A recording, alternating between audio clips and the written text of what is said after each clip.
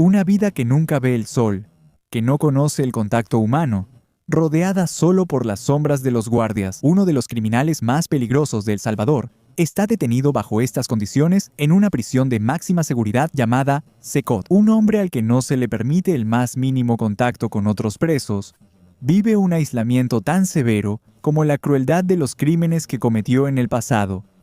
¿Quién es este prisionero y cuáles son los crímenes que cometió para que las autoridades lo separaran completamente, incluso de los demás criminales?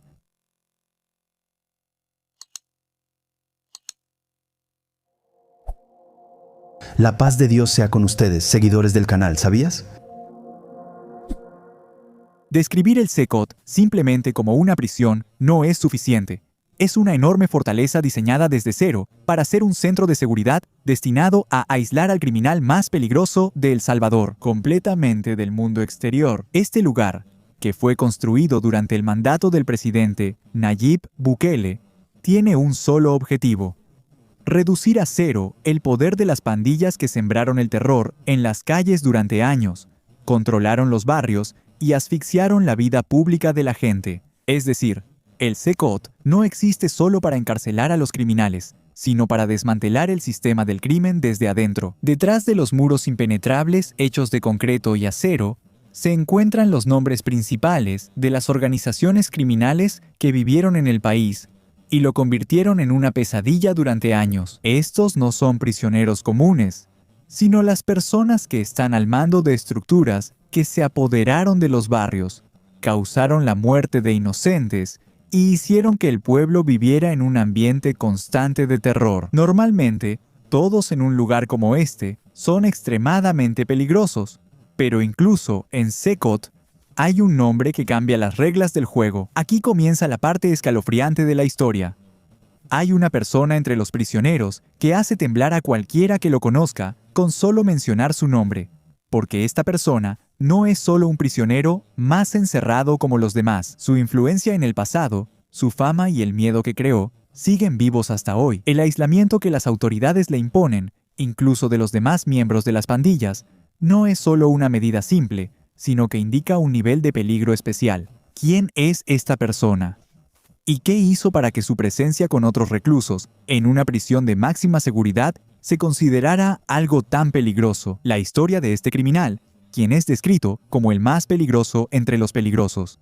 E incluso en Secot, no es solo un expediente criminal, sino que es uno de los ejemplos más claros de cómo la guerra de El Salvador contra las pandillas y los métodos estrictos del Estado han llegado a este punto. Ahora llegamos a la pregunta clave: ¿por qué las autoridades lo consideran una amenaza de tal magnitud? En Secot hay muchos criminales peligrosos, pero hay un nombre que ocupa un lugar completamente diferente al resto, porque esta persona no es solo un miembro de una pandilla, sino alguien que ha cometido algunos de los actos más oscuros de las pandillas que la gente baja la voz al escuchar su nombre. Estamos hablando de Miguel Antonio Díaz Rabe, quien pertenece a la Mara Salvatrucha y es conocido por todos como Castor. Ese apodo no es solo un alias, sino un breve resumen del miedo que dejó a su paso. Castor no era un simple miembro, tenía autoridad e influencia dentro de la organización. Su nombre tenía peso y autoridad. Ese poder no solo se mostraba en la calle, sino que también era completamente evidente en los registros de violencia documentados en sus archivos. Por eso fue clasificado como una amenaza especial. Más allá de ser solo alguien que cometía crímenes, Castor era un hombre que sabía cómo manejar el crimen, dar órdenes y ejecutar asesinatos a sangre fría. Uno de sus expedientes más grandes, el cual encabeza la agenda del país, fue uno de los hechos más atroces en la historia moderna de El Salvador. Castor fue condenado a 269 años de prisión por su implicación en el asesinato de 4 soldados de las Fuerzas Armadas. Esa condena por sí sola es severa, pero el asunto no termina ahí. Las investigaciones revelaron que, además de ser un miembro activo, desempeñaba el papel de ejecutor, es decir, la persona que realiza asesinatos por encargo de las pandillas. Describe a las personas que considera una amenaza para la organización y da órdenes de asesinato cuando es necesario. Por eso, la respuesta del Estado no fue común. Las autoridades se dieron cuenta claramente de que la peligrosidad de un hombre como este podría no terminar ni siquiera con su ingreso a prisión. Porque un líder influyente puede dar órdenes desde detrás de las rejas, construir redes y dirigir a las personas. Este es uno de los mayores riesgos en las estructuras de las pandillas. Por eso se tomó la decisión radical de cortar la comunicación de Castor con los demás reclusos y aislarlo por completo.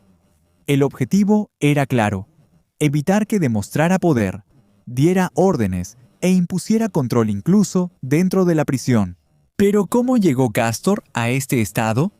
¿Y cómo se convirtió en uno de los criminales más temidos del país? ¿Dónde comenzó la cadena de eventos que obligó a las autoridades a imponer un aislamiento tan severo? ¿Dónde comenzaron estos hechos tan brutales? El punto más oscuro de esta historia comienza con un suceso que ocurrió en 2016. 204 jóvenes soldados del ejército salvadoreño viajan en un minibús, pensando que para ellos es un día normal. Solo era un viaje, pero en realidad fue el final de sus vidas. Al mismo tiempo, algo más estaba ocurriendo en la zona. Castor y una célula perteneciente a la MS-313 imponen una cadena y tienen una sola regla, así que ningún vehículo pasaba por la zona al azar. Todos los vehículos eran detenidos y todos eran revisados, y ese día detuvieron ese autobús. Los 4 soldados eran solo jóvenes cumpliendo con su deber, pero eso no hizo ninguna diferencia para la banda. Lo que les importaba era el control y el terror. Y en ese momento todo cambió. Los soldados fueron secuestrados, y desde ese instante ya no hubo camino de regreso. Castor no solo participó en el evento, sino que él fue quien tomó la decisión de la ejecución. Los soldados fueron llevados con las manos atadas a una zona desierta, y ahí, en un lugar donde nadie podía verlos ni escucharlos, fueron asesinados sin piedad. Los cuerpos fueron enterrados en fosas que ellos mismos cavaron. Los mataron ellos mismos. Destruyeron sus teléfonos y los arrojaron por la pendiente. Este evento causó un gran impacto en todo el país, y la gente entró en pánico. Pero lo sorprendente es que no se hizo justicia de inmediato. A pesar de eso, Castor y sus hombres desaparecieron durante años y siguieron viviendo sin ser arrestados, porque no solo tenía una banda detrás de él, sino también un sistema basado en el miedo. Ese sistema los mantuvo intocables durante mucho tiempo. Durante este tiempo, las familias de los 4 soldados no solo cargaron con el dolor de perder a sus hijos, sino también con el peso de las preguntas que quedaron sin respuesta. ¿Qué pasó? ¿Quién lo hizo? ¿Por qué no se les puede encontrar? Estas preguntas permanecieron sin respuesta durante años, y aquí la historia se profundizó aún más, porque este incidente no fue solo un asesinato, sino uno de los ejemplos más claros de cómo las pandillas se convirtieron en una fuerza en El Salvador. Pasaron los años y Castor y sus hombres desaparecieron, no fueron arrestados y se les perdió el rastro. Sin embargo, algo cambió en El Salvador. El estado de emergencia declarado por el presidente Nayib Bukele cambió completamente las reglas del juego. El estado ya no retrocedía, aceleró. Las operaciones contra las pandillas se intensificaron y se expandieron. Comenzaron a arrestar a los que se habían escondido durante años, uno tras otro. No fue solo una operación de seguridad, sino una reconstrucción total del sistema. Y finalmente, le llegó el turno a Castor en 2022. Fue arrestado en su escondite en Sansanico. Para alguien como él que logró escapar durante años, la huida terminó. Finalmente, fue detenido y juzgado, y el proceso fue más rápido de lo esperado. El tribunal dictó una sentencia de 269 años de prisión. Esta sentencia no solo estaba relacionada con el asesinato de los 4 soldados, sino que detrás de ella había un pasado mucho más oscuro. Pero lo que realmente llamó nuestra atención fue lo que sucedió después, porque el Estado no trató a Castor como a un prisionero común, sino que lo evaluó de una manera completamente diferente. Las autoridades sabían que un hombre como ese podía seguir siendo peligroso, incluso detrás de las rejas. Podía dar órdenes, dirigir a la gente e influir en la estructura de la banda desde adentro. Así que la decisión fue clara. Castor no estuvo en el mismo lugar que los demás prisioneros. Fue enviado directamente a Secot, y ahí no solo le esperaba un castigo, sino también un aislamiento tan severo como los crímenes que había cometido. Porque el castigo en esta historia no es solo la pérdida de la libertad, sino el abandono total y el aislamiento total. Ahora llegamos al verdadero aspecto aterrador de Sukkot. El asunto aquí no es solo cerrar la puerta, sino cortar la conexión del ser humano con el aislamiento. Y esto es exactamente lo que vive Castor. 4 paredes de concreto, ausencia total de luz solar, 0 contacto con otros seres humanos, no hay nadie más que los ojos de los guardias, solo los ojos de los guardias, y las autoridades quieren eso a propósito, porque Castor es un nombre que tiene influencia dentro de MCAMC13. Y se cree que existe la posibilidad de que fortalezca la imagen de miedo que proyecta afuera, también desde adentro con su red en la zona. Así que no basta con aislarlo de los demás presos, sino que terminan completamente con su comunicación y contactos. No se le permite ni siquiera acercarse a ninguna persona de su organización. Para él, no hay conversación adentro. Nadie se queja. No hay demostración de fuerza. Solo silencio total, paredes frías y el sonido de esos pensamientos que devoran al hombre por dentro. Pero esto es solo el comienzo, porque las condiciones en el Sukkot son duras de por sí, y son duras a propósito. No hay cama, no hay almohada, no hay sábanas.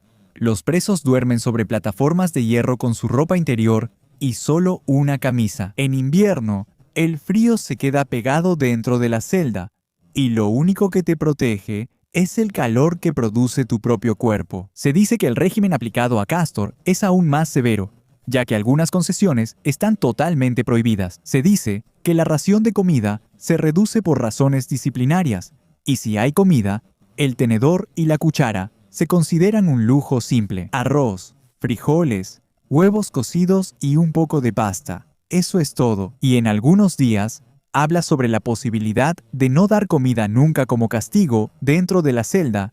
Envía otro mensaje, ya que es como una jaula de concreto y acero, con 2 lavabos y un inodoro que todos pueden ver. No hay privacidad, ni existe algo llamado vida digna. No hay libros, no hay televisión, no hay nada que ocupe la mente durante el día. Si obtiene permiso y tiene suerte, puede caminar y hacer ejercicio en el pasillo durante 30 minutos, pero no ve el sol, porque este edificio está diseñado para hacerte olvidar el mundo exterior y lo que sucede en él. Una verdad que sabe Castor es que esto no es una medida temporal, sino 269 años. Significa que no hay salida de aquí.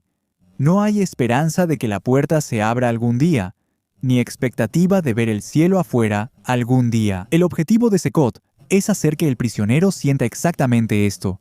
Quien entra pierde el control por completo, y Castor se da cuenta de que su historia no terminó aquí, sino que aquí entró en un círculo vicioso sin fin. El punto de quiebre y la verdad en Sukkot comienzan en la mente de la persona antes que en su cuerpo, porque lo que te agota aquí no son solo las paredes, sino vivir el mismo día una y otra vez. La vida de Castor se volvió un solo ciclo. El mismo silencio, el mismo pasillo, el mismo sonido de pasos. No hay ningún sonido, excepto el de los guardias caminando. Y con el tiempo, ese sonido pasa de ser vacío a convertirse en presión. La celda está diseñada especialmente para ese propósito. No hay ventanas, no hay sol, no hay ninguna señal que venga del exterior. La única luz en el interior son las lámparas fluorescentes que nunca se apagan. Es decir, el cerebro no tiene respuesta a la pregunta de si es de día o de noche. Aquí el tiempo se rompe. No hay reloj, no hay espejo, ni siquiera un reflejo en el que puedas verte. Los días se mezclan entre sí, los minutos se alargan y las horas pierden su significado. Después de un tiempo, la persona se da cuenta de esto. Sientes que el tiempo no pasa, pero en realidad te está quitando algo. El objetivo de este sistema es arrancar por completo la identidad de Castor como figura de poder, no solo aislarlo de los prisioneros. Para alguien que puede dar órdenes, dirigir a las personas y generar miedo, el mayor castigo es que ya nadie lo escuche. Imagina que la gente tembló durante años al escuchar su nombre, y ahora nadie le responde. Nadie le habla y nadie lo escucha. Eso significa borrar la identidad poco a poco, lo cual va más allá de un castigo físico. Esta eliminación no se limita solo al sistema interno. No hay visitas, ni familia ni conocidos, no llega ninguna carta y no suena el teléfono. Para el mundo exterior, Caster ya no existe. Está vivo, pero completamente borrado dentro del sistema. A veces, esto no se considera suficiente para trasladarlo a espacios más reducidos, lugares tan pequeños que es difícil moverse en ellos. Aquí, el silencio ya no es solo silencio, sino que se convierte en un peso que entra en la mente de la persona. Los pensamientos crecen y resuenan, y ya no queda lugar para escapar. Aquí es donde reside el verdadero poder de el Sekot, porque no solo te encierra, sino que también te deja solo contigo mismo. Y a veces, eso es lo más difícil para una persona. La historia de este prisionero aislado sigue siendo un símbolo de una etapa violenta en la historia de El Salvador, donde la lucha contra el crimen se convirtió en una guerra total. Entre el martillo de la justicia que lo atrapó y el yunque del aislamiento severo, comienza el fin de su influencia. La pregunta sigue abierta. ¿Es este modelo de castigo severo una solución permanente o es solo un capítulo en una historia que aún no ha terminado?